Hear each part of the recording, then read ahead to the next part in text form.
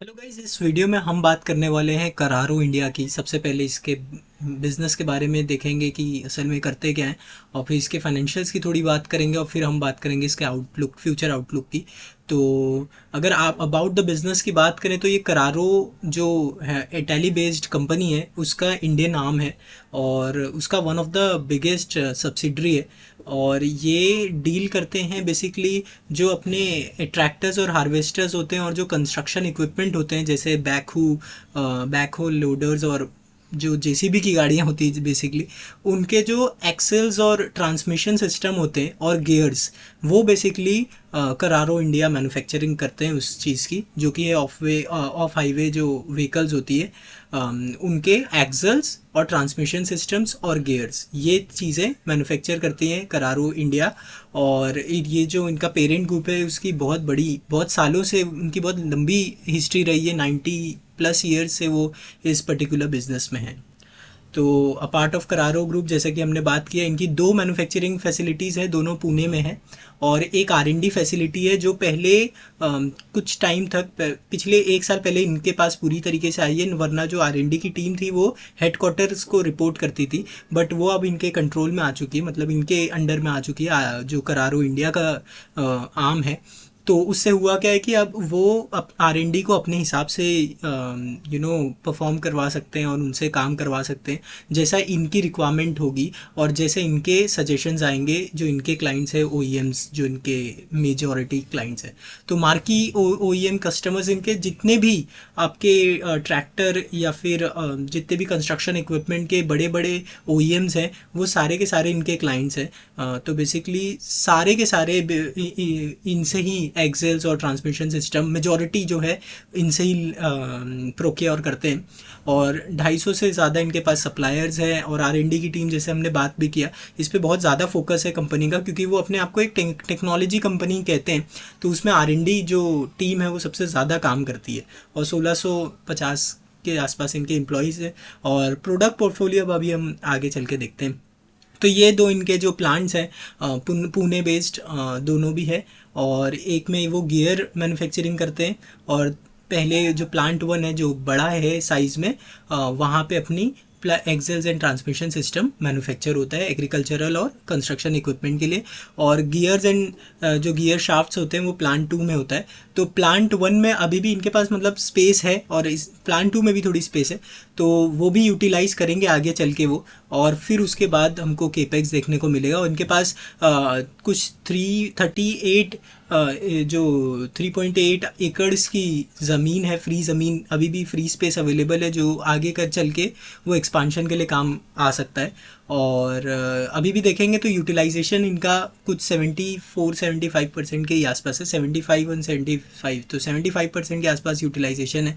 और वो कह रहे हैं कि हम 80%, 83% तक है इसको लेके जाएंगे। और फिर उसके बाद जब हमारी और कैपेसिटी आ जाएगी, नई कैपेसिटीज़ आ जाएगी, तो ये वापस से गिर के कैपेसिटी यूटिलाइजेशन 70% के आसपास आ जाएगा। और फिर हम उसको 80, 82, 84, 83, 84 तक लेके जाएंगे, और फिर हम लोग नेक्स्ट एक्सपांशन करेंगे। तो ये एक्सपांशन जो होगा फेज्ड मैनर में वो करना चाहते हैं, और किस चीज़ में वो एक्सपांशन करेंगे वो अभी हम आगे देखते हैं। तो जो अगर इनके प्रोडक्ट पोर्टफोलियो की बात करें तो यही है, देखिए, ट्रैक्टर्स में जो एक्सेल्स और ट्रांसमिशन सिस्टम लगते हैं, और हार्वेस्टर्स में बेसिकली या एग्रीकल्चरल व्हीकल्स हैं, और जो कंस्ट्रक्शन व्हीकल्स हैं आपके सामने, अलग अलग गाड़ियाँ, उनके एक्सेल्स और ट्रांसमिशन बेसिकली कंपनी सप्लाई करती है।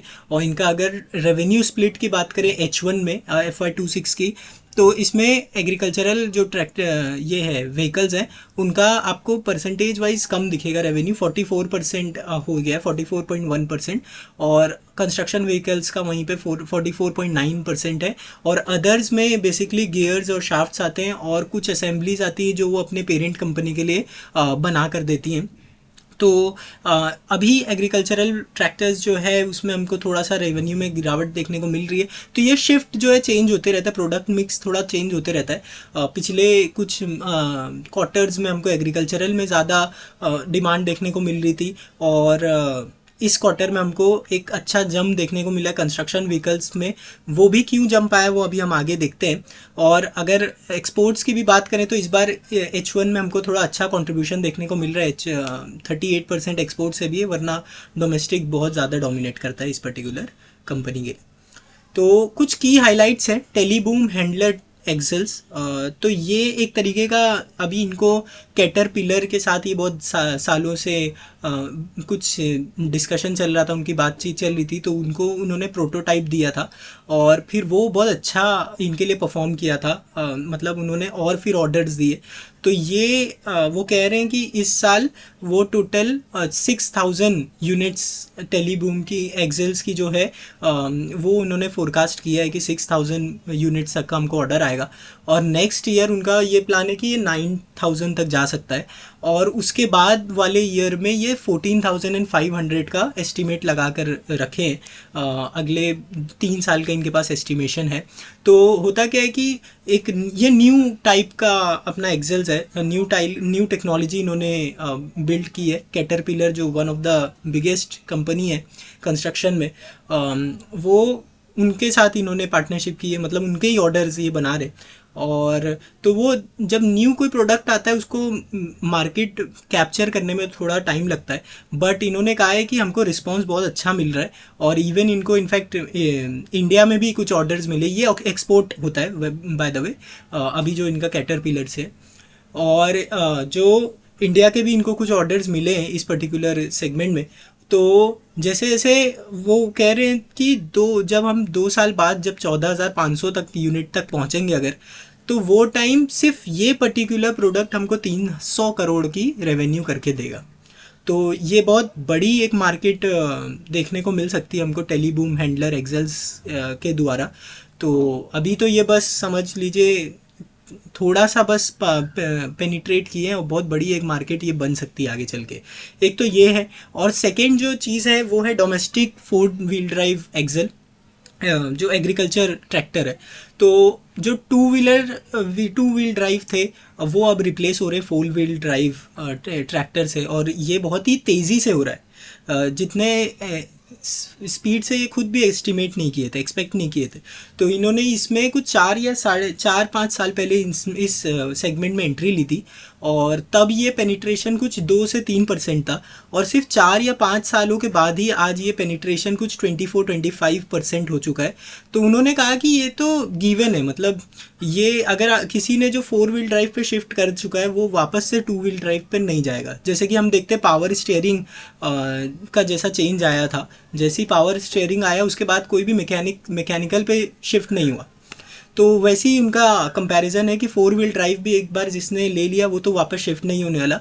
और धीरे धीरे ये नॉर्म हो जाएगा कि 4 व्हील ड्राइव ही ट्रैक्टर्स हमको देखने को मिलेंगे। तो वो उन्होंने एस्टिमेट लगाया है कि 2029 तक ये इंडस्ट्री जो है ये पर्टिकुलर 4 व्हील ड्राइव की वो 23% के एगर से ग्रो हो सकती है। और उसमें भी इनका मार्केट शेयर काफ़ी अच्छा है, नॉन कैप्टिव में 60-65% का है। तो ये पर्टिकुलर सेगमेंट भी एक बहुत अच्छी ग्रोथ ला सकता है आने वाले कुछ सालों में। और जो थर्ड है वो इंजीनियरिंग सर्विसेज बिजनेस है। ये काफ़ी बहुत माइन्यूट सा है अभी के लिए फॉर द टाइम बिंग। तो इसमें क्या करते हैं, ये ई ट्रांसमिशन सिस्टम बना रहे हैं, मतलब कि जो है इलेक्ट्रिक ट्रैक्टर के लिए ट्रांसमिशन सिस्टम बना रहे हैं। और इनको अभी एक 17.5 करोड़ का एक ऑर्डर मिला है और उस पर अभी ये काम भी कर रहे हैं। तो ये भी आगे चल के एक कुछ बहुत बड़ा सेगमेंट बन सकता है, क्योंकि उन्होंने कहा कुछ ऐसे प्रोडक्ट्स हैं, कुछ ऐसी एग्रीकल्चर है जो क्रॉप्स हैं जहाँ पे जैसे फ्रूट्स हो गए, वेजिटेबल्स हो गया, जहाँ पे हो सकता है आगे चल के नॉर्म्स आए कि आपको डीजल ट्रैक्टर नहीं यूज़ कर सकते, आपको ई ट्रैक्टर ही यूज़ करना होगा क्योंकि because of pollution and all. तो हो सकता है कि आगे चल के ये वाला सेगमेंट भी एक बड़ा बन सकता है अगर तो ये तीनों एक ऐसी इंडस्ट्रीज है जिसमें ये पेनिट्रेट कर चुके हैं, फर्स्ट मूवर एडवांटेज है इनके पास और अर्ली बर्ड्स हैं।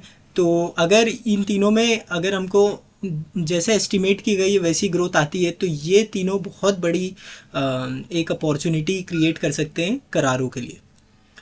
तो ये थोड़ा सा बिजनेस की बात हो गई। और एक बात मुझे करनी थी कि ये जो सेगमेंट है, ये जो एक्सेल्स और ट्रांसमिशन सिस्टम है, तो ये बहुत ज़्यादा स्टिकी बिजनेस है। मतलब एक ओईएम के लिए आसान नहीं होगा करारों को रिप्लेस करना, बिकॉज ये जब ऑर्डर देता है, एक ओईएम जब इनको ऑर्डर देता है, उससे पहले ओईएम की टीम और करारों की टीम दो साल 2.5 साल तक बातचीत करते हैं, आर एन डी टीम काम करती है और फिर वो प्रोडक्ट बनाते हैं। तो इसमें बहुत ज़्यादा टाइम और पैसा पहले से इन्वेस्टेड हो जाता है। तो उसके बाद ओईएम के पास ये ऑप्शन नहीं होता कि वो किसी और को ऑर्डर दे और किसी और कोई को दूसरी कंपनी को एक्सेल या ट्रांसमिशन सिस्टम ले। तो ये बहुत sticky kind of nature business है। और ये one of the biggest mode भी है कंपनी का। तो उन्होंने कहा कि जैसे अगर हमको एक मॉडल में एंट्री मिल गई, एक मॉडल व्हीकल्स में, कोई भी ओईएम ने इनको ऑर्डर दे दिया एक पर्टिकुलर व्हीकल में, तो वो through out the life cycle उस पर्टिकुलर व्हीकल में तो उनका ही प्रोडक्ट यूज़ होगा और किसी का नहीं होगा। तो आज तक तो ऐसे ही होते आया है। मतलब बहुत रेयरली एक भी इनको ऐसा हुआ नहीं है कि इनके कोई कस्टमर लॉस हुआ हो या कुछ ऐसी चीज़ें हुई हो। तो बहुत ज़्यादा स्टिकी बिजनेस है। तो ये बहुत अच्छा एक मोट क्रिएट करता है पर्टिकुलर बिजनेस के लिए। तो अब अगर हम फाइनेंशियल्स की बात करें थोड़ा, तो आपको देखने को मिलेगा एक continuous stable kind of growth थी पिछले कुछ क्वार्टर से 3%, 10%, 4%। फिर एक हमको इस पर्टिकुलर क्वार्टर में एक बहुत अच्छी ग्रोथ देखने को मिल रही 33% की। तो इसके पीछे कारण दो है। तो पहला जो कारण जो हमने पिछली बार भी देखा, टेलीबूम हैंडलर एक्सेल्स का, तो इसका एक उनको बहुत अच्छा ऑर्डर एग्जीक्यूट करे वो इस पर्टिकुलर क्वार्टर में। और सेकंड जो था वो बैक शू जो अपना लोडर होते हैं उसका भी एक ऑर्डर था जो इन्होंने एग्जीक्यूट किया इस पर्टिकुलर क्वार्टर में। और ये दोनों एक्सपोर्ट ओरिएंटेड था और दोनों कैटरपिलर को ही इनफैक्ट देना था इनको। तो एक 87 करोड़ का था कुछ, और उसी को इन्होंने एक 34 या 35 करोड़ का बैक हो लोडर का भी उनका ऑर्डर था। तो ये एक समझ सकते हैं आप कि इस पर्टिकुलर जो क्वार्टर आया है उसमें ग्रोथ का जो मेन रीज़न था यही पर्टिकुलर दो थे। बट उनका ये कहना है कि ये वन ऑफ नहीं था, हमको आगे चल के भी सेम पर्टिकुलर डिमांड कंटिन्यू रहेगी।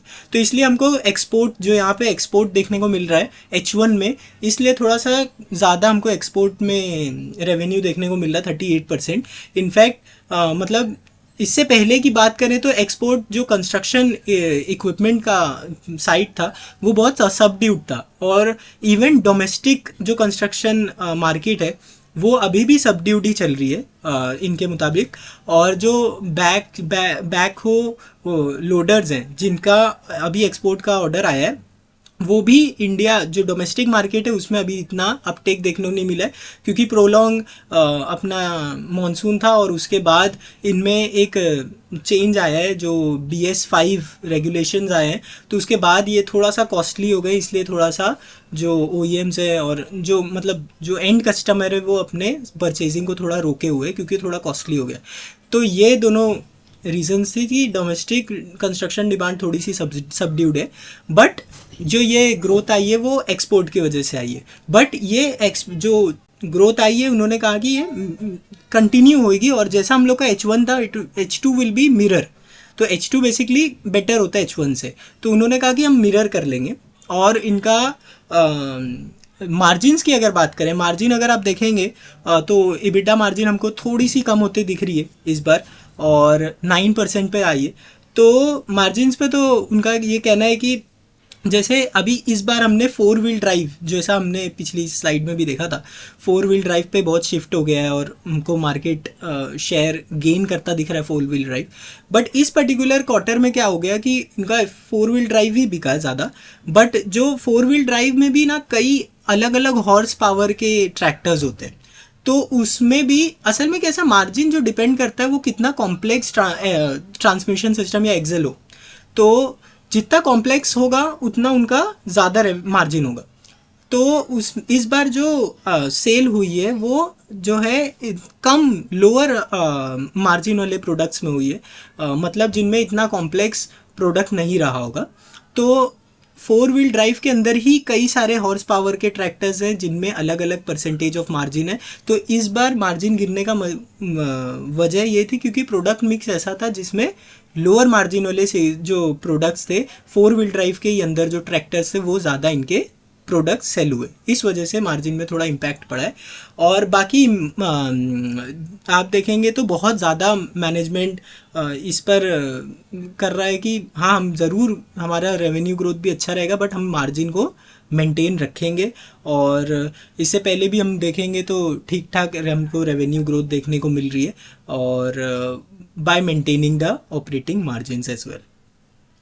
तो अब थोड़ी फ्यूचर आउटलुक की अगर बात करेंगे तो इससे पहले तो उन्होंने 10% की ग्रोथ की गाइडेंस दी थी पिछले फाइनेंशियल ईयर में।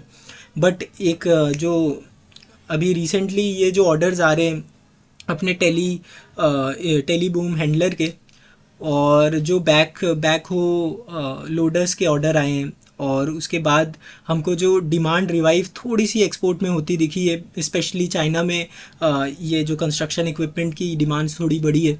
तो उसकी वजह से मैनेजमेंट ने ये कहा कि अब इस बार हम लोग FY26 में 220 मिलियन यूरोस तक का रेवेन्यू पास कर सकते हैं, जो कि अराउंड 2400 करोड़ का होता है। और अगर देखेंगे तो वो 30% के आसपास की रेवेन्यू ग्रोथ होगी पिछले as compared to last year. और पहले उन्होंने हमेशा से 10% की आसपास ही बोला था कि 10 to 13% के आसपास हमारी रेवेन्यू ग्रोथ रहेगी, उससे ज़्यादा नहीं होगी। बट वो असल में मैनेजमेंट बहुत ज़्यादा कंजर्वेटिव होता है, वो कहते हैं कि हम ओवर अचीव करने पे ज़्यादा फोकस करेंगे as compared to under deliver. तो इसीलिए अब उन्होंने रेवेन्यू को काइंड ऑफ अपग्रेड किया, रिवाइज किया है कि अब हम 220 मिलियन यूरोस तक की कर लेंगे, 2400 करोड़ के आसपास की FY26 में। बट हाँ, और एट द सेम टाइम उन्होंने मार्जिन गाइडेंस रिड्यूस किया। पहले उन्होंने 11% की मार्जिन गाइड, असल में उन्होंने क्या कहा था कि हम 10.2% के आसपास FY25 में टोटल एबिडा था। तो उन्होंने कहा कि अब अगले 3 साल में हम हर साल +1% करेंगे। तो वो 1% कैसे करेंगे, तो उसका 3 उन्होंने मेन वो बताया कि हम कैसे इस +1% जो हर साल होगा वो कैसे अचीव करेंगे। तो सबसे पहले लोकलाइजेशन पे फोकस करेंगे कि हम प्रोडक्ट्स को लोकली प्रोक्योर करें। तो ये अभी कुछ 77% के आसपास है इनका इस पर्टिकुलर क्वार्टर तक।